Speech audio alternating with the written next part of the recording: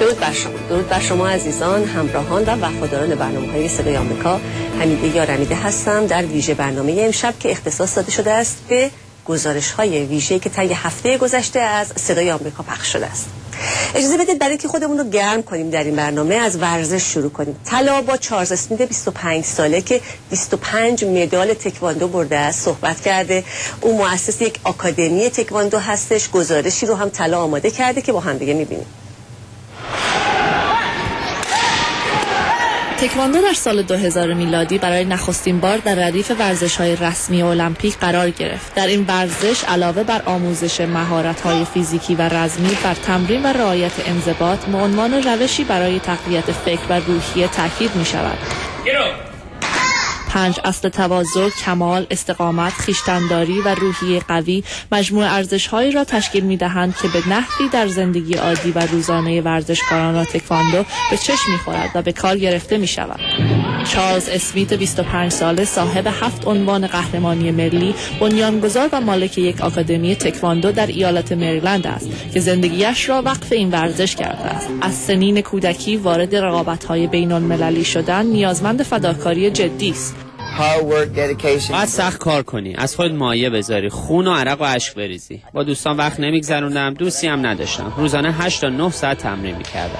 چارلز در سال 2005 که مدال برنز تکواندو رقابت‌های جهانی دانشگاهی را به عنوان بزرگترین و مهمترین دستاوردش در صحنه بین‌المللی از آن خود کرد، متوجه شد زندگی فراتر از یک مسابقه است.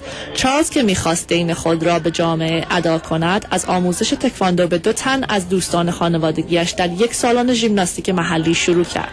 اکنون بعد از گذشت 5 سال مدرسه وسیع چارلز به بیش از 400 کودک آموزش تکواندو و خدمات بیشتر دیگری ارائه می‌کند.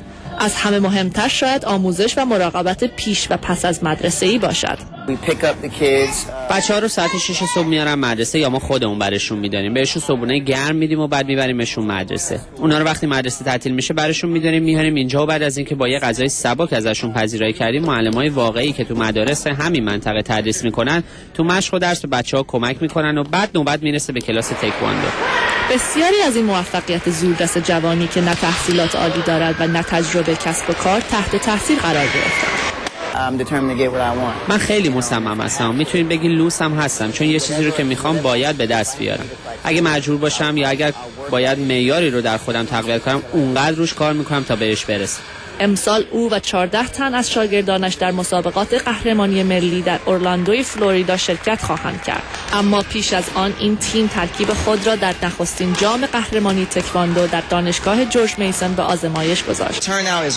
جمعیت زیاده، این تجربه خوبیه برای بچه‌ها. این مسابقات سنگ بنای خوبیه برای مسابقات قهرمانی ملی. این احساس واقعا خوبیه که برای مسابقه به اینجا اومدم. خیلی خوب. تکواندو به تنها مشت زدن و لگد زدن محدود نمی شود. دمو یا نمایش بخشی از این ورزش را تشکیل می دهد که اعضای یک تیم حرکات مختلفی مانند شکستن تیکه های چوبی و سیمانی و پرش ها و لگد های پیچیده ای را به طور هماهنگ و موزون به نمایش می گذارند. در این تورنمنت 5 تیم مختلف در بخش دمو یا حرکات نمایشی شرکت داشتند. کیان و رایان از اعضای تیم دموی مدرسه تکواندوی تایگردن در استرلینگ ویرجینیا هستند که قهرمان این رقابت‌ها را از آن خود کرد. اولش که شروع می‌کنی یه خورده عصبی هستی، اما بعد اصلا بچه‌ها توجه نمی‌کنی و تو حال خودتی.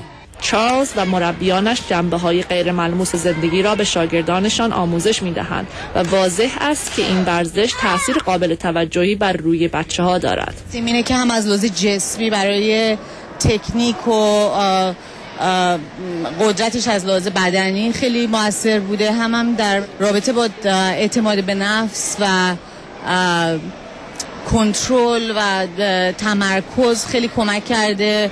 مدرسه چارلز زندگی حرفه‌ایش و از همه مهمتر این که میتونه بر زندگی شاگردانش تاثیرگذار باشد، همه ناشی از عزم راسخ و تلاش سختش هستند. با این حال او هنوز راضی نیست. من میخوام جهانی بشم. من باید جهانی بشم. مدرسه چارلز در رقابت‌های قهرمانی تکواندوی دانشگاه جورج میسن 14 مدال کسب کرد. فرصت بعدی او مسابقه‌های قهرمانی ملی تکواندو در اورلاندوی فلوریدا خواهد.